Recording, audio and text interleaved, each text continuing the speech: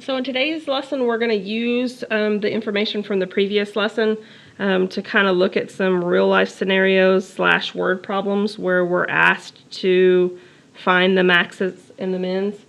So when we talk about optimization, that means, making things their most optimal. So it means finding the absolute max or min. And of course, it depends on the situation, right? If you were talking about the profit of your company, you would want to find the absolute max. But if you were trying to optimize your costs, you would want the lowest cost, so you'd want the min. So in the last lesson, recall that we found that an absolute max or min would only occur at 2 spots in general. An absolute max or min must lie at either a critical value or an endpoint.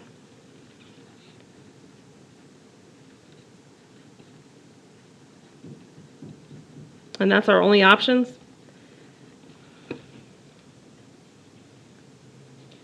So we're just going to look kind of at a variety of problems today where we have to decide which values we need to test in order to make the situation the most optimum. So let's look at this problem. So the profit for selling X cases of hot sauce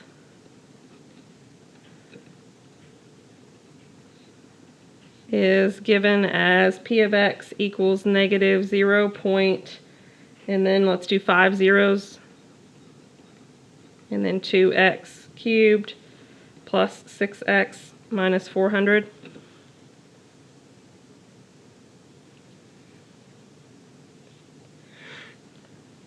And what I want you to do is I want you to find the number of cases sold with this scenario that maximizes profits.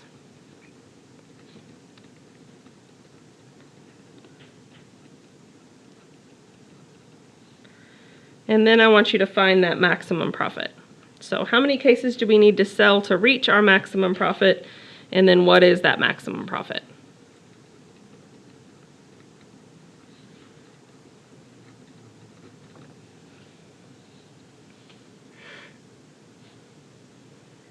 Okay, so we know that a max or a min, and by the way, you have to read through the problem, but we're trying to maximize profits, right? So that tells us, hey, we're trying to find the overall max. So let's find the derivative. So if we move that power out to the front, it's going to have the same number of zeros, so 5 after the decimal point, but then it's going to be 6x squared plus 6 equals 0. Okay, so we need to solve for x here. So first we would probably subtract 6 from both sides. So then we're going to have that really, really long decimal, 6x squared equals negative 6. And now if we want to solve for x, we want to get x all by itself. So let's divide by this really long decimal. Okay, we are going to get something somewhat pleasant, so use your calculator, but you'll get x squared equals 1,000,000, so that's 6 zeros. But notice I don't really want x squared, right? I want x, so just be careful. When you take the square root of both sides, technically speaking, you're supposed to consider the positive and the negative versions. In other words, we're supposed to consider that there's actually 2 answers for this. Okay, it's actually plus or minus 1,000, but we're only going to consider 1,000 because of the scope of this problem, right? If x represents cases of hot sauce, then x can't be negative. But you may run into a problem where that's not the case, and if that were an issue, okay, or if negative 1,000 were an option, then you would test them both. Okay, so this is our only critical value that's significant. It's our only critical value that is possible. So even though we weren't given an endpoint, okay, I'd like to say that 0 is the least amount of cases I could sell of this hot sauce, right? And then I could sell 1,000, but then I could sell more, right? So even though an interval or wasn't given to me, it's understood that the interval is 0 to infinity, okay?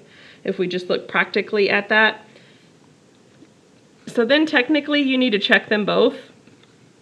But I'll be honest with you, if your business plan has your highest profit is for selling no product at all, then something's wrong with your business plan, right? But we're going to go ahead and plug it in anyway. Notice we get negative 400. No shocker, right? We sold no items, so we have a negative profit. So we're hoping this 1,000 will be better. So negative 5 zeros after the decimal place, 2 times 1,000 cubed plus 6 times 1,000 minus 400. And this gives us 3,600. So notice this really shouldn't ever be our answer, but we do at least need to check it.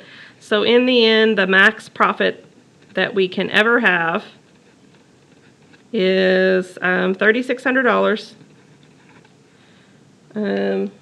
when 1,000 cases are sold.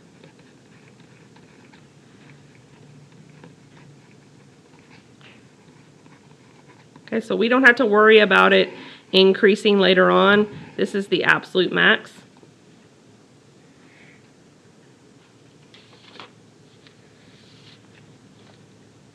All right, so that's going to kind of be our strategy throughout this whole lesson, is just to find the absolute max or min. Although sometimes you may not be given the equation, and so that's what we're going to kind of list some steps for. So some steps for solving any optimization problem.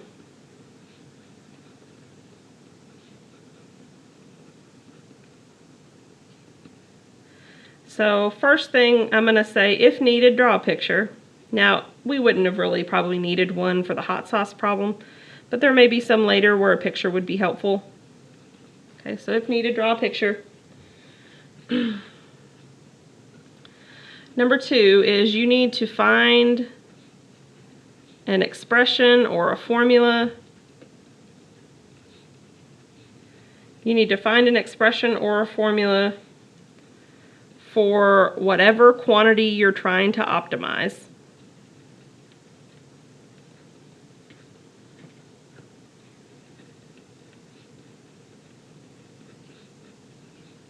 So whether or not you're trying to find the max or the min, you want to do this as a function with one variable.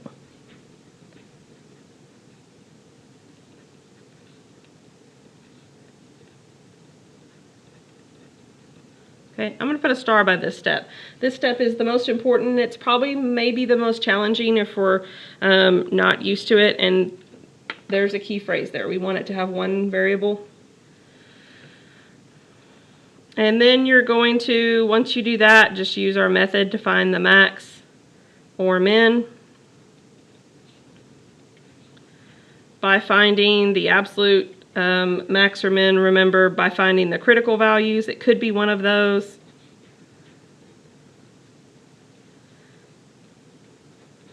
And or it could be the endpoints. Sometimes endpoints in these problems aren't really going to make any sense, and we'll talk about that too. But that's it. Okay, but admittedly, step number 2 can be a little bit of a challenge. Okay, especially if we're intimidated by word problems, but we don't need to be. So let's look at a variety of questions involving word problems where we may have to set up the equations for ourselves. Okay, so find 2 numbers whose sum is 15 and whose product is a maximum.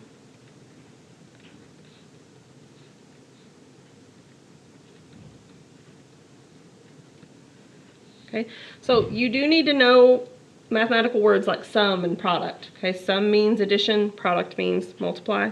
Okay, so here are the things we are given. We are given that x plus y equals 15. Okay, because we have 2 numbers, right? So we have x plus y equals 15. Okay, what are we trying to maximize? We're trying to maximize the product of those 2. So we're trying to maximize x times y. Okay, so remember, notice I have equations with 2 variables, and I'd like to really only have one. Okay, so here's the trick to this one. We're going to use substitution. Okay, so we're going to solve this equation for y. We're going to make it look like y equals. So this would be y equals 15 minus x. And then what we're going to do is we're going to substitute that into this equation, the equation we're trying to maximize. And notice what that's going to do for us, right? Instead of the product being x times y, now it's going to look like x times 15 minus x, okay? Because all I did was replace that y with the 15 minus x, okay? So I end up getting 15x minus x squared. And notice this is something that I could find the derivative for, right? So I'm going to find the derivative of the product. So what's the derivative of that with respect to x? It would be 15 minus 2x, right? And I'm going to set that equal to 0. Okay, so if you solve here, you're going to get x equals 7.5. And now let's find out what y would be. Okay, so you can take either of these two equations, right? But probably this one, right? So x plus y equals 15. So if you know what x is, then 7.5 plus whatever the y is needs to also be 15. So notice here you're also going to get that y is 7.5. So if x is 7.5 and y is 7.5, you're going to get the most product that you can get, okay? Notice if I asked you to find that product, you would actually multiply those together and give me that answer, but I didn't necessarily ask you on this one. So the key is transforming the equation you get into one variable. That's really the key to all of these. All right, so let's look at another one. I want you to find the dimensions of a rectangle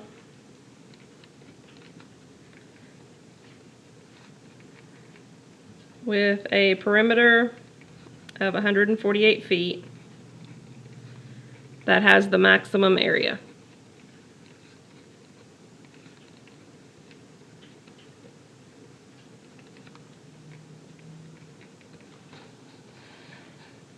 Okay, so, you know, the word problems might be wordier. It might be something like, we have 148 feet of fencing that we want to go around a rectangular plot of land, and we want to know, like, what's the biggest area piece of land that I could enclose with that 148 feet, okay?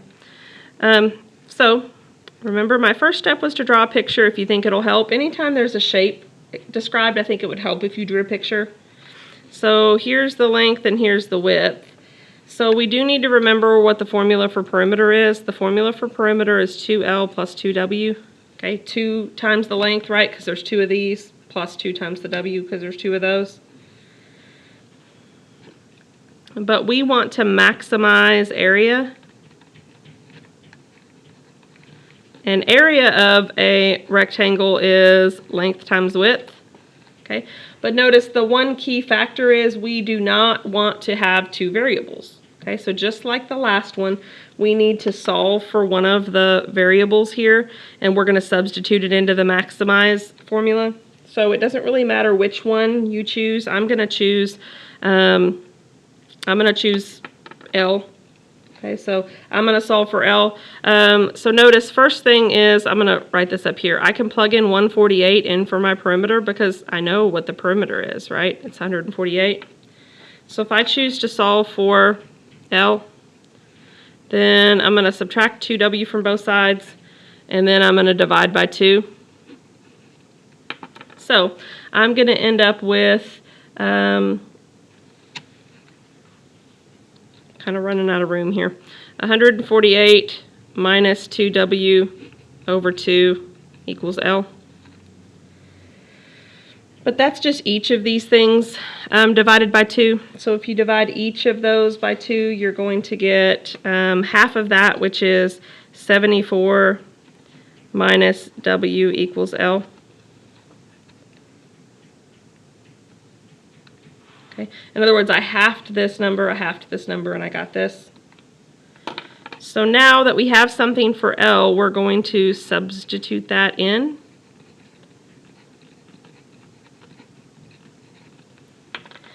So now instead of area being length times width, I've got area is 74 minus W times W.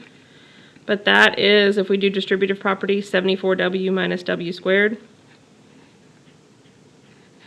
So now notice, step number 2 is complete, right? I have a formula for area, and that's what I'm trying to maximize, and it only has one variable instead of 2. So now I find critical values by setting the first derivative of that thing equal to 0. So if you solve, you're going to get W equals 37. And then you just need to plug this back in, right? So now you need to find L. So let's plug that back into the perimeter formula. So we know that 148 is supposed to be 2L plus 2W, but I know W is 37. And so notice if you do all the math here, you're going to get 37 here as well. So I asked you for the dimensions, so make sure you label it properly, right? But the dimensions of the largest area enclosure that we could enclose with 148 perimeter is 37 by 37. Okay. Notice if I would have asked you for the actual area, you would actually tell me what 37 times 37 is. So just always make sure you're answering the question.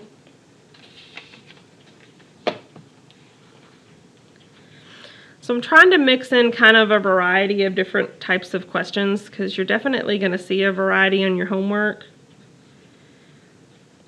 All right, so let's look at another traditional business math example. So a company manufactures X smartphones a week.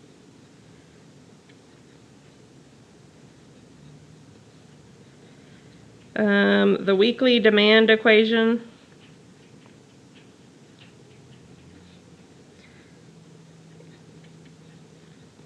is P equals 500 minus 0.5x.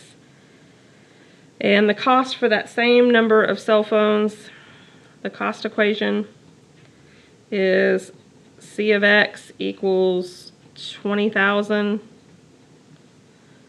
plus 135x.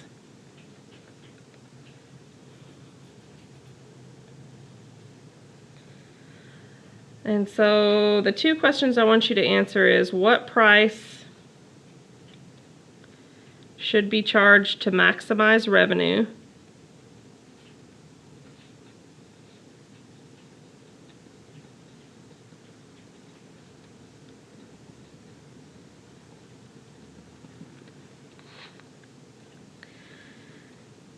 And then what is the profit at this level?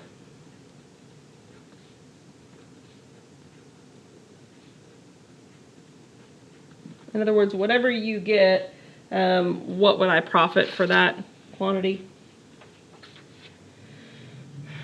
So it's been a minute since we talked about this, but recall this is something we talk about in Business Math 1. We've also kind of reviewed it here. If you want the revenue, it's always price times X. Okay, think about it this way. If you had like a lemonade stand and you were trying to figure out how much revenue you brought in, you would need to know two things. How much did you charge for the lemonade, or the price, right? And how many cups of lemonade did you sell, or the quantity? So we need an equation for revenue. So we're going to take the price equation, which was given to us, right? It was 500 minus 0.5x, and we're going to multiply by the quantity, which is also x. And if we do that, distributive property, we're going to get 500x minus 0.5x squared.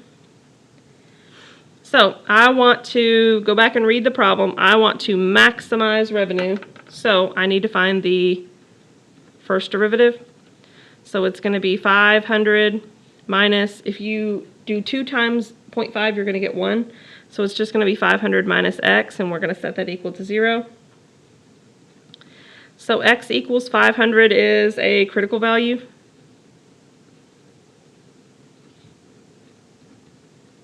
Okay. It's worth noting, kind of like the problem before, that technically speaking, we could sell no smartphones or 500, right? Those are our two values in question, end point versus critical point. But I think we can probably agree that most of the questions aren't going to give us the max at 0, so we're just going to kind of ignore that, okay? So we know that X is 500. Okay, this is the number of smartphones. So notice the question doesn't ask us for how many smartphones we need to sell. It says what price should we charge. So we have a price equation, right? So price equals 500 minus 0.5 times the quantity, which also just so happens to be 500. So the price we should charge for this cell phone is $250 according to this data. So that answers the first question, right? What price should be charged to maximize revenue? Okay. And then lastly, we want to know what the profit is. So maybe we need to review a little bit here too. Okay. Recall that if I want the profit, I just need to take the revenue minus the cost, right? Revenue is the money brought in. Cost is the money it takes to make that revenue. So if we want what we get to keep in our pocket or the profit, we have to subtract the two. So in other words, if I want P of X, I'm going to need to find the R of X equation, which I got to be 500X minus 0.5 X squared.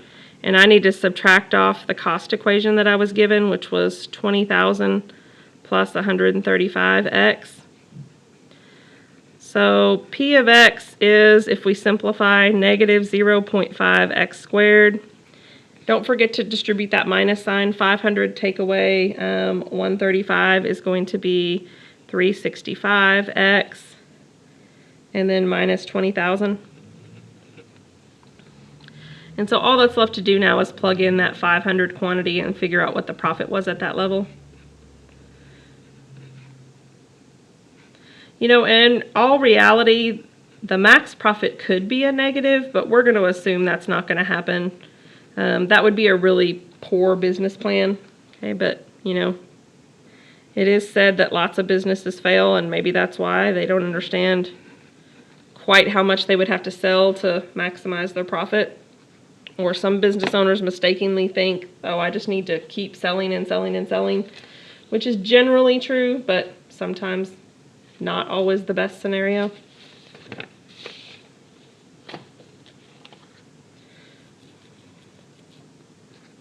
So with the mix of problems I'm going to give you in this section, you really should be able to tackle any example you should get on MyMathLab. The point is, even if you're presented with a new problem that you've never seen before, you are trying to get an equation with one variable so that you can take the derivative of it and set it equal to 0. That's your goal. All right, so let's look at this one. A car rental agency rents 200 cars per day at a normal rate of $30 a day.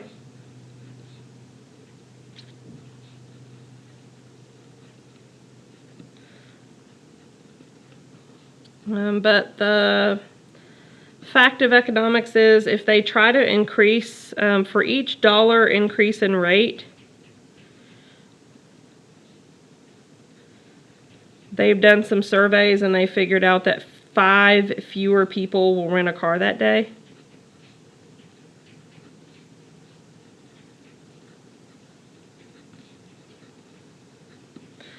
So here's what I want to know. At what rate should the rental company charge to maximize revenue? And how can we know for sure that it's the max? The only way we could know for sure it's the max is if we set the first derivative equal to 0 and test critical values and endpoints.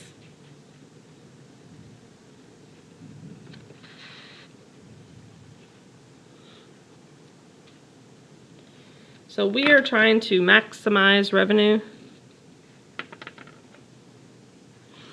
So let's see if we can figure out a formula for revenue. So what 2 things would you need to know for the revenue? I gave you kind of a lemonade example in the last problem, but for this problem, you would need to know how much the rate per day that you're charging your customers is. And you would also need to know the number of customers. That's what you'd need to know, right? Okay, so here, I'm going to put a star by this. Here is the trick to problems like this. We're going to let X be the dollar increase over the $30. And let's talk about why. The reason is because then we can talk about rate and the customer count with the same variable, which is our goal. Okay, so let's talk about that. So the rate starts off being 30, but we're not sure how many dollar increases we're going to make to the 30. Okay, so that's our unknown.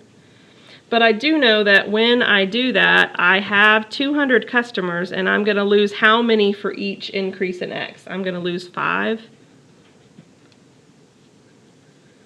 Okay, so notice I have a quantity of a rate, I have a quantity of a customer, and they both use the same variable X. So if I want to have R of X, I have my rate, which is 30 plus X.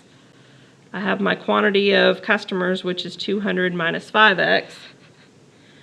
And now I could just FOIL, and then I could find the derivative and set it equal to 0. So if you FOIL, you're going to get negative 5x squared plus 50x plus 6,000. I'll let you FOIL that and move all that around. Okay, but I want to find the derivative or the critical values. So negative 10x plus 50 equals 0. So I end up getting 5.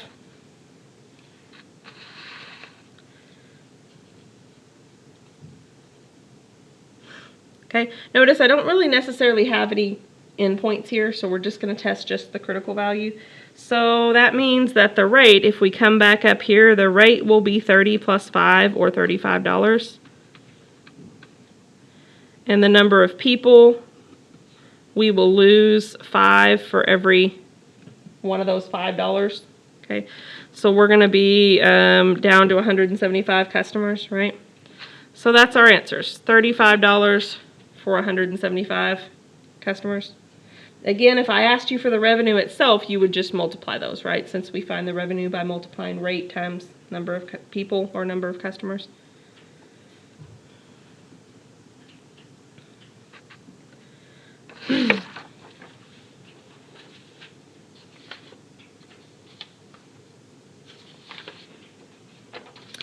Okay, so let's look at a couple more, and then I think you'll have the general idea. This one takes a little explaining, so I apologize for the length of this one, but so let's say an open box is made from cutting a tin sheet that is 8 inches square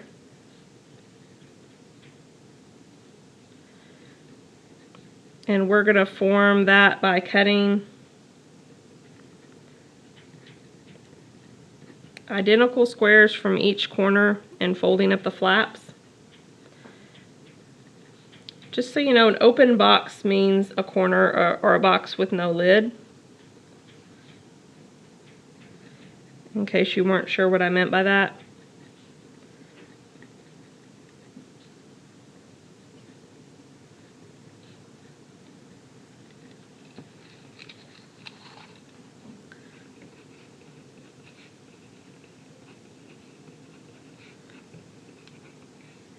So I want you to determine both the dimensions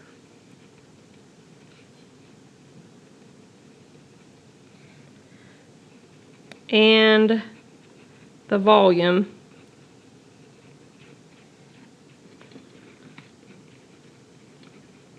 of the box with the maximum volume that can be made.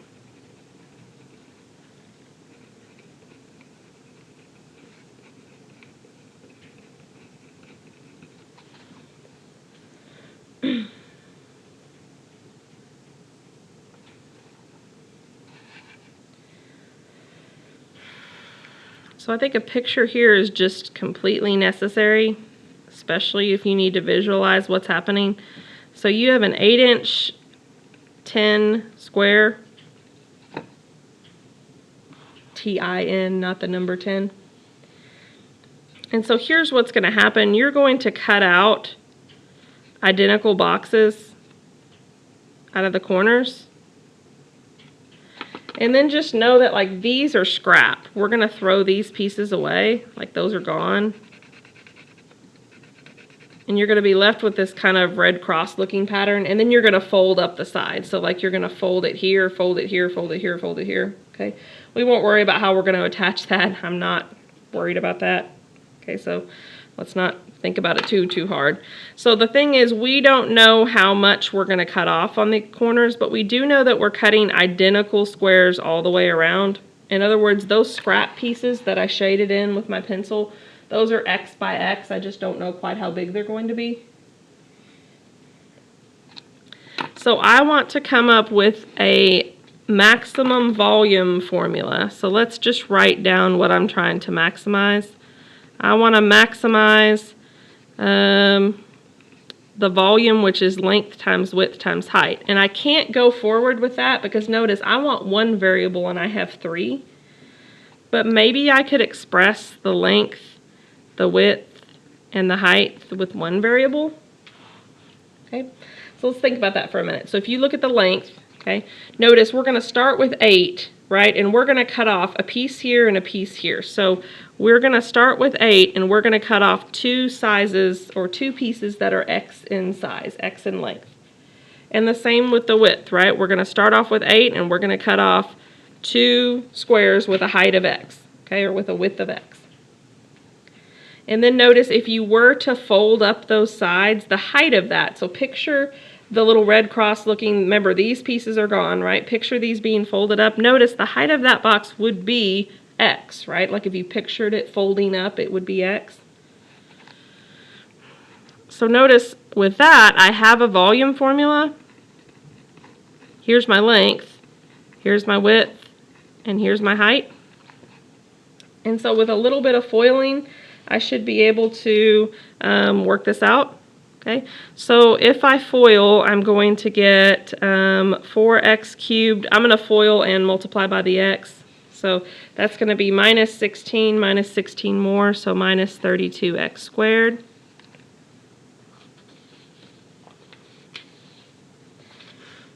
And then 8 times 8 is 64, but then times the x would be 64x. So I'm skipping some spots here, but I'm confident you can FOIL and distributive property that x through.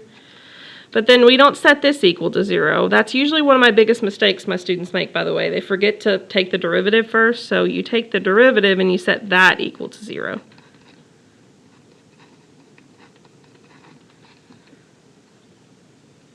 Okay, so let's not make this harder than it is. Let's take out some things they have in common, right? So they have a 4 in common, so that leaves me 3x squared minus 16x plus 16 equals 0. So you can factor by grouping, and I would suggest doing that if you're uncomfortable with your factoring. But this is going to factor into 3x minus 4 and then x minus 4. Okay, you can check me on FOIL. You'll get that back again.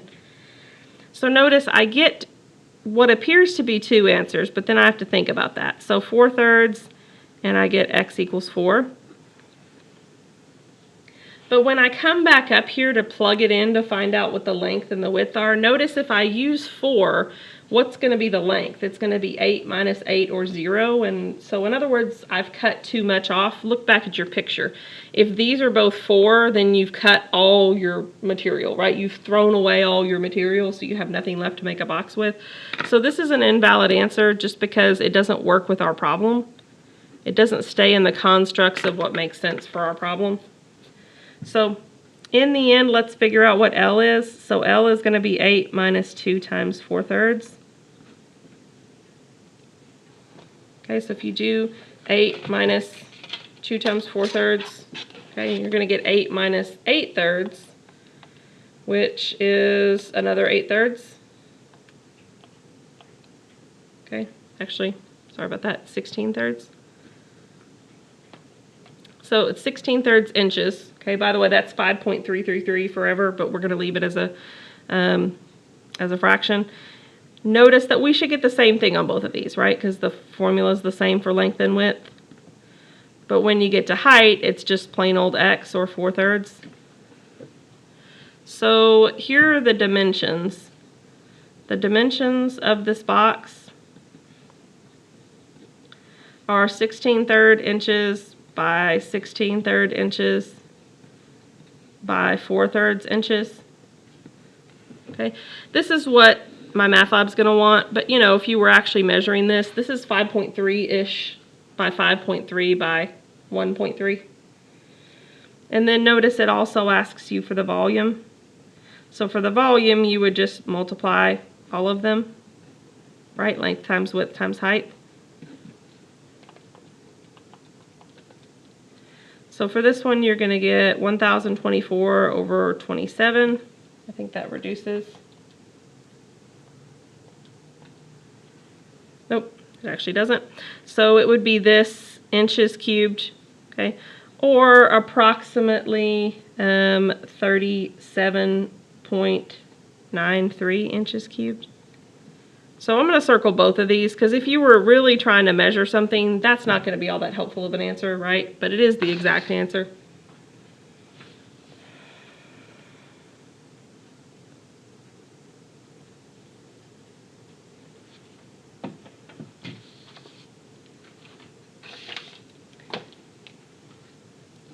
Okay, so last but not least,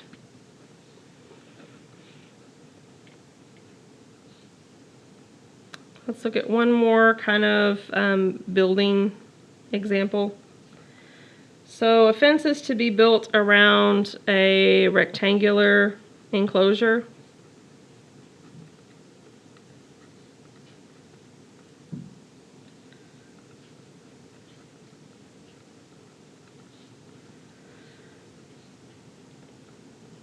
On 3 sides, the fencing costs $6 a foot.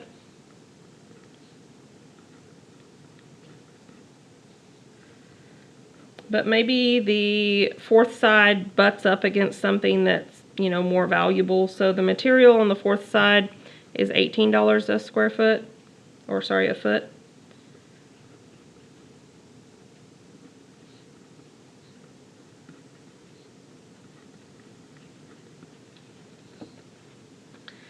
Let's assume the rectangle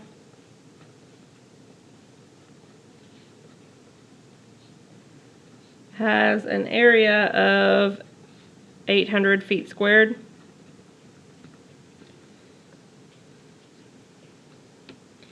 So we want to find the dimensions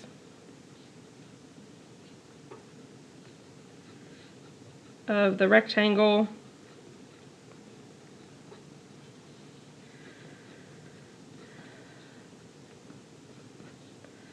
that will allow for the most economical fence to be built.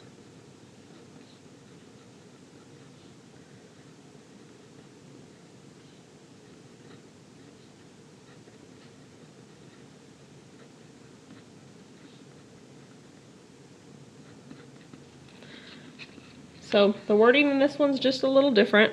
Okay, notice we want the most economical, which actually means we want the lowest cost. Okay, so we'll talk about that in a minute, but let's go ahead and draw out what we have. We have a rectangle. Okay, and we definitely have length and width. But we also have another component that we're talking about with this problem, and that is cost.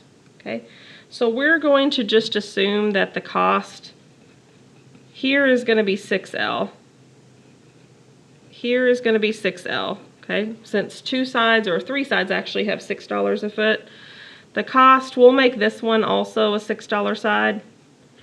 But notice this one's going to have to be 18. By the way, it really wouldn't matter which side you decided to make the most expensive side. Okay, this would work out no matter what. So notice more than just perimeter, we're actually talking about cost. Okay, so let's see if we can come up with a cost formula and see if we can do something with that. So we want to, by the way, minimize this time, right? Economical would mean we were minimizing. We want to minimize cost. And notice I have a 6L plus a 6L plus a 6W plus an 18W. So if I combine those, I have 12L plus 24W. That's my cost.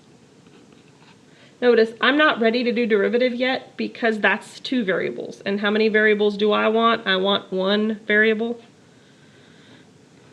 So we also have this issue of area, and area of a rectangle is just length times width, and we know the area is 800. So remember, your goal is to replace one of these variables with the other variable so that you're repeating it basically. So I'm going to solve for L. Again, you don't have to solve for L. You could solve for W just as easily. But I'm going to solve for L. So notice here I'm going to have that L equals 800 over W. Okay, so this is going to get substituted in here.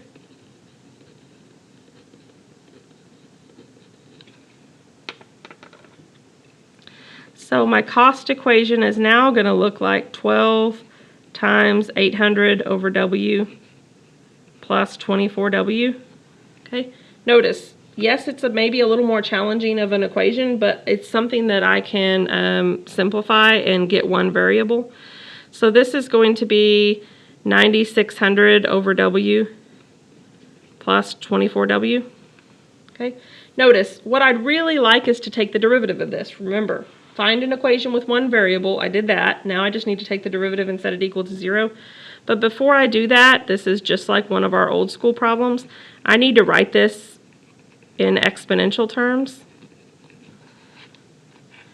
so that when I go to take the derivative, which is actually what I want, I can do it, right? So power rule is negative 9600 W to the negative 2 plus 24, and I'm supposed to be setting that equal to 0. So in other words, I get negative 9600 over W squared plus 24 equals 0. So I'd like to solve for W. So we've had problems like this before, but if we multiply everything by W squared, we'll essentially get rid of the fraction. So this will be negative 9600. 24 times W squared is 24W squared. 0 times anything, still 0.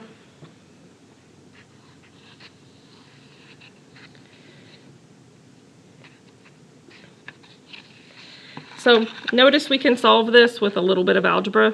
Okay. So by the way, this is still the derivative of the cost if I want to write it like that.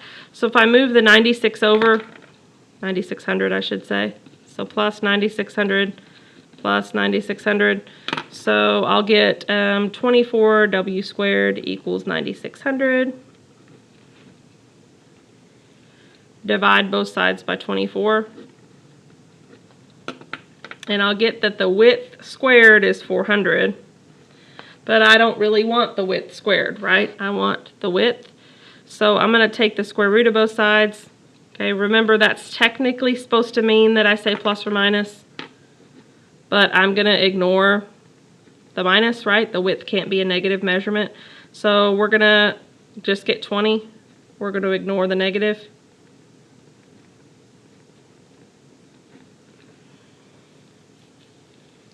So now that we know that the width is 20, so let's write that up here. If the width is 20 feet, right, now I just need to find the length. Okay, and so that's not going to be too bad if you just use one of the formulas. So now find L, right, and we can use the area formula for that. So 800 was supposed to be length times width, but we know width is 20 now. So if we divide by 20, then we get the length is 40 feet. So the dimensions are 20 feet by 40 feet. Okay. Notice if I asked you for the cost, you would just go back up and plug it into the cost equation. So you would go back up here and say, okay, 12 times 40 plus 24 times 20 is going to be my minimum cost.